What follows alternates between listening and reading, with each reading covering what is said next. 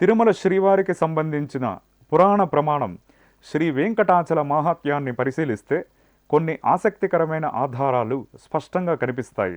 పూర్వం త్రేతాయుగంలో రావణాసురుని వలన అనేక ఉపద్రవాలను, కష్టాలను అనుభవిస్తున్న లోకాలు, మునులు, ఇతర మానవులకు ఉపశమనం కలిగించడానికి అసుర సంహారం చేసి దుష్ట శిక్షణ, శిష్టరక్షణ చేయాలని బ్రహ్మాది దేవతలు, దేవేంద్రుడు, శంకరుడు సహితంగా శ్రీ వెంకటేశ్వర స్వామి వారిని శరణు వేడుకున్నారు.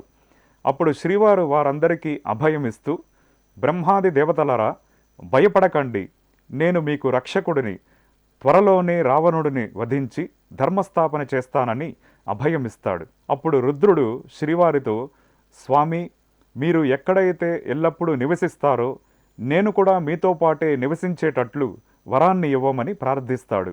అప్పుడు శ్రీవారు, నేను ఈ వెంకటాచలంలో కల్పాంతం వరకు నివసిస్తాను, నీవు ఈ నారాయణగిరి పర్వతమునకు ఆగ్నేయ దిక్కులో నివసించమని ఆజ్ఞాపిస్తాడు. ఈ కథనం వరాహపురాణం పూర్వభాగంలో తెలియజేయబడి ఉంది.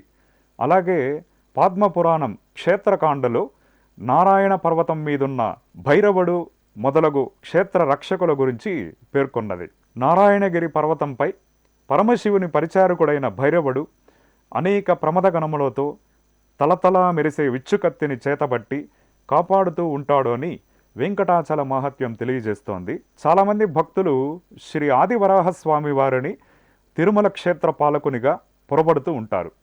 శ్రీ ఆదివరాహస్వామి వారు తిరుమల క్షేత్రంలో వెలసిన ప్రథమ దైవం, క్షేత్రాధిపతి.